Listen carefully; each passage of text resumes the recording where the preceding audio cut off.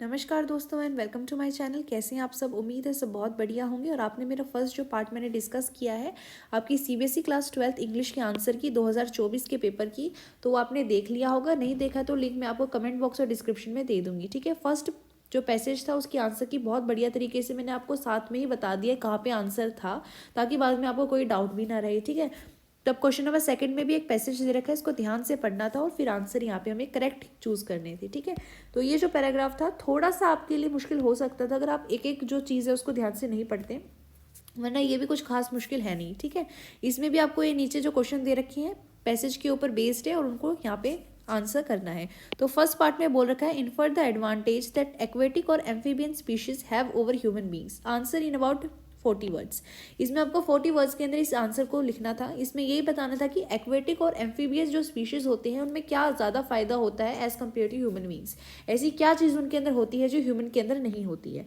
तो ये यहाँ पे था इसका आंसर कि इनके अंदर क्या होती है, इनके अंदर इलेक्ट्रो रिसेप्शन की एबिलिटी होती है। They have the ability to perceive and act upon electrical stimuli as part of overall senses, ठीक है। ये इसका आंसर था, ठीक है। ये एबिलिटी जो है सिर्फ और सिर्फ एक्वेटिक और एम्फीबियस स्पीशीज के अंदर पाई जाती है। तो यहाँ पे जो आपका फर्स्ट पार्ट था इसका आंसर ये था। उसके बाद सेकंड पार्ट में था a possible use for electro reception that will benefit humanist to. देखो इलेक्ट्रो रिसेप्शन का मतलब क्या है, यहाँ साफ साफ आपको लिख के दे रखा है कि इलेक्ट्रो रिसेप्शन का मतलब होता है एक ऐसी क्षमता जिससे हम क्या कर सकते हैं, किसी भी स्टिमुलाई के अगेंस्ट एक्ट कर सकते हैं, ठीक है। सारी सेंसेस की तरह कोई इलेक्ट्रिकल स्टिमुलाई आ रही है तो उसके अकॉर्डिंग हम एक्ट कर पाएंगे। तो अगर आप इसके ऑप्शन देखते हो तो यहाँ पे वाटर का कोई लेना देना है नहीं, ठीक है। वाटर ऑलरेडी क्या है, कंडक्टर है इलेक्ट्रिसिटी का। अगर इलेक्ट्रो रिसेप्शन मिल जाएगा तो भी कोई यूज नहीं है उसका, ठीक है। उसके बाद एक्ट ऑन इलेक्ट्रिकल स्टिमुलाई, और नेक्स्ट यहाँ पे था जैम इलेक्ट्रिकल। देखो change electrical frequency to prevent it from being jammed. अगर कोई इलेक्ट्रिक फ्रीक्वेंसी आ रही है हम उसको चेंज करके ताकि वो रुके ना, इसका कोई फायदा है नहीं यहाँ पे, ठीक है। अब बचे ये दोनों। अगर आप यहाँ पे देखते हो तो अगर आप देखोगे कि इलेक्ट्रो रिसेप्शन को इन्होंने बताया है एक ऐसी एबिलिटी ताकि हम एक्ट कर सकें इलेक्ट्रिकल स्टिमुलाई के ऊपर, ठीक है। और यहाँ पे अगर ऑप्शन देखोगे तो इसमें बोला है possible use for benefits to act on electrical stimuli, और दूसरा था जैम इलेक्ट्रिकल फ्रीक्वेंसीज, ठीक है। अगर हम ह्यूमंस के पास इलेक्ट्रो रिसेप्शन आ जाए, और लास्ट वाला अगर पैराग्राफ देखते हो तो यहाँ पे बोल रखा था अगर आर्टिफिशियल रिसेप्टर्स मिलेंगे, यहाँ पे रिसेप्टर का जिक्र था, लेकिन यहाँ पे क्वेश्चन किसका पूछ रखा है आपको, अगर आप देखते हो ध्यान से तो क्वेश्चन पूछ रखा है इलेक्ट्रो रिसेप्शन का। तो करेक्ट ऑप्शन आपका बी ही होगा, ठीक है। अगर यहाँ इलेक्ट्रो रिसेप्टर की बात होती तब हम डी ऑप्शन को सिलेक्ट करते हैं, लेकिन यहाँ पे इलेक्ट्रो रिसेप्शन की बात की है। तो इससे क्या होगा, जिस प्रकार एक्वेटिक और एम्फीबियन स्पीशीज एक्ट करते हैं इलेक्ट्रिकल स्टिमुलाई के अगेंस्ट, वैसे ही हम उसको एक्ट कर पाएंगे। तो बी ऑप्शन इसका बिल्कुल सही है। थर्ड पार्ट में बोला है explain in about 40 words the use of electro reception between the weekly electric fish, ठीक है। अगर आप ये देखते हो तो ये भी आपको पैराग्राफ में मिल जाएगा, ये भी 40 वर्ड्स वाला ही है, ठीक है। इसमें ये बताना था कि इलेक्ट्रो रिसेप्शन का किस तरीके से यूज किया जाता है वीकली इलेक्ट्रिक फिश से, ठीक है। तो ये आप खुद कर लोगे, मुझे पता है। ये मैं एक अज्यूम कर रही हूँ कि ये जो दो नंबर वाले हैं ये आपने कर लिए हैं, इसलिए इनको ज़्यादा डिटेल में नहीं बता रही हूँ मैं। उसके बाद जो फोर्थ पार्ट है इसमें बोला है आइडेंटिफाई अ यंग रे एम्ब्रियो फ्रॉम द फॉलोइंग, इनमें से कौन सा है। तो ये भी आपको यहाँ बता ही रखा है कि जो एम्ब्रियो होता है वो क्या करता है, स्टॉप मूविंग। अगर उसको शार्क वगैरह है कोई और ऐसी फिश दिखाई देती है जो उसके ऊपर अटैक करने आ रही है, तो इससे क्या होगा कि वो एम्ब्रियो एक जगह रुक जाएगा, ऐसे रुक जाएगा वो, और क्या करेगा, और सीजेस ट्रांसमिटिंग इलेक्ट्रिक करंट्स। मतलब ये क्या करेगा, ये भी कहीं ना कहीं इलेक्ट्रिकल जो यहाँ पे करंट है उसको ऐसे अपने आसपास कर लेगा ताकि जब तक वो प्रीडेटर है वो यहाँ से चला ना जाए।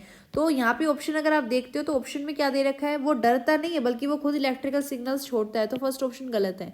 और वो लैंड पे भी नहीं जाता रहता, तो पानी में बस मूव नहीं करता। और वो क्या करता है, जो शार्क होती है उसकी सेंसेस को भी तबाह नहीं करता, डिसोरिएंट नहीं करता। तो ये भी हट जाएगा। तो हमारा एक ऑप्शन बचता है कि वो क्या करता है, अपनी टेल को कांस्टेंट मोशन में रखता है, एक ही गति से मूव करता है। तो बी ऑप्शन इसका करेक्ट है, ठीक है। उसके बाद यहाँ पे फिफ्थ पार्ट में बोला है complete the sentence appropriately a shark hunts with accuracy because, कैसे सही तरीके से, मतलब बिल्कुल सटीक कैसे यहाँ पे शार्क हंट कर पाती है। तो यहाँ पे आपको बताया हुआ है, जैसे यहाँ पे बता रखा है ये क्यों कर पाती है, because they initially lock on they prey through the keen sense of smell. इससे क्या होता है, जो शार्क होती है उसकी जो स्मेल करने की सेंस होती है वो इतनी तेज होती है कि वो एकदम एक्यूरेटली हंट कर पाती है। तो ये इसका करेक्ट ऑप्शन है, बिकॉज ऑफ इट्स हाई और एक्यूरेट स्मेल सेंस। ठीक है, उसके बाद यहाँ पे सिक्स्थ ऑप्शन में बोला है, सॉरी सिक्स्थ पार्ट में बोला है, why does a shark recite it's eyes when it attacks, कि वो अपनी आंखें क्यों बंद कर लेती है। वो यहाँ पे साफ साफ बताया हुआ है कि जो शार्क होती है वो क्या करती है, tune into electrical signals that ensure a precise strike on it's target. वो क्या करती है, इलेक्ट्रिकल सिग्नल्स की ओर जाने लगती है, जिससे क्या होते हैं एग्जैक्टली सही स्ट्राइक के ऊपर वो टारगेट जो अपनी आंखें बंद करती है, जैसे इलेक्ट्रिकल सिग्नल्स छोड़ रहा है, तो ये इलेक्ट्रिकल सिग्नल्स इतने स्ट्रोंग होते हैं कि शार्क क्या करती है, अपनी आंखें बंद कर लेती है और सीधा वहाँ पे क्या करती है, अपनी आईज की प्रोटेक्शन के लिए आंखें बंद कर लेगी और अटैक कर देगी। तो यहीं पे बताना है आपको, यहाँ से आप लिख सकते हो, यहाँ से लिख देना पूरा का पूरा, ये आपका करेक्ट हो जाएगा। ठीक है, यहाँ से मैंने आपको बता दिया है कि जो शार्क है, ताकि जो स्ट्रॉन्ग सेंस होती है शार्क की, जो भी इलेक्ट्रिकल सिग्नल आता है उससे बचने के लिए, अपनी आईज की प्रोटेक्शन के लिए वो बंद कर देती है। ठीक है, तो ये यहीं पे आएगा, why does a shark reside its eye when it attacks, because it wants to protect its eyes. इतना आप कह सकते हैं, अपनी आंखों को बचाने के लिए, इतना बड़ा ना लिखने की बजाय, वैसे क्योंकि 1 नंबर का है ये क्वेश्चन, अभी मैंने देखा मुझे लगा 2 नंबर का है, आप सीधा ये लिख देंगे, reside its eyes for protection, इतना काफ़ी है। ठीक है, इसके बाद नेक्स्ट आपका यहाँ पे 7th क्वेश्चन है, इसमें बोला है in areas where sharks attack on humans are likely to occur. मतलब कहाँ कहाँ पे हमने देख लिया था, जैसे मैंने आपको बताया था कि जो लास्ट वाला पैरा था इसमें मैंने जैसे आपको बताया था कि ऐसी बहुत सारी जगह हैं, यहाँ पे मैंने बताया था जिसमें क्या होता है, शार्क अक्सर जो ह्यूमंस होते हैं उनके ऊपर अटैक कर देती हैं। तो इसके लिए साइंटिस्ट क्या कर रहे हैं, साइंटिस्ट क्या कर रहे हैं, ऐसे तरीके ढूंढ रहे हैं जिससे वो आर्टिफिशियल इलेक्ट्रो रिसेप्टर्स बना सकें। ठीक है, तो बी ऑप्शन इसका बिल्कुल करेक्ट है, ये आपको यहाँ दे रखा है, scientist are exploring ways to create artificial electro receptor. ये तो किसी का गलत होना ही नहीं चाहिए, बिकॉज डायरेक्टली स्टेटमेंट आपको दे रखी है। इसके बाद नेक्स्ट बोला है, इसमें बोला है आपको ट्रू या फॉल्स बताना है। ठीक है, तो 1 नंबर का ही क्वेश्चन है, इसमें बताया क्या ये टाइटल रखा जा सकता है। अब टाइटल देख लो क्या बताया इन्होंने, टाइटल बताया understanding electro reception and it's uses is significant for human beings. ठीक है, तो ये बिल्कुल अप्रोप्रिएट है, आप यहाँ पे ट्रू बोल सकते हैं। ठीक है, तो ये सेकंड क्वेश्चन तक मैंने करवा दिया आपको, क्वेश्चन नंबर 1 और क्वेश्चन नंबर 2।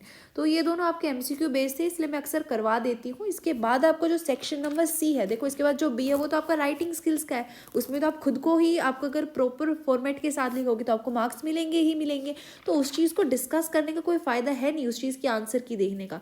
फिर बचता है सेक्शन सी जो आपका लिटरेचर का है, ये भी आपकी बुक से, इसलिए मैं इसको डिस्कस नहीं करती हूँ। लेकिन अगर आप मुझे कहते हो कि डिस्कस करना है, आपका रिस्पॉन्स आता है कि डिस्कस करना है, तभी यहाँ पे हम उसको डिस्कस करेंगे। ठीक है, थैंक यू फॉर वॉचिंग।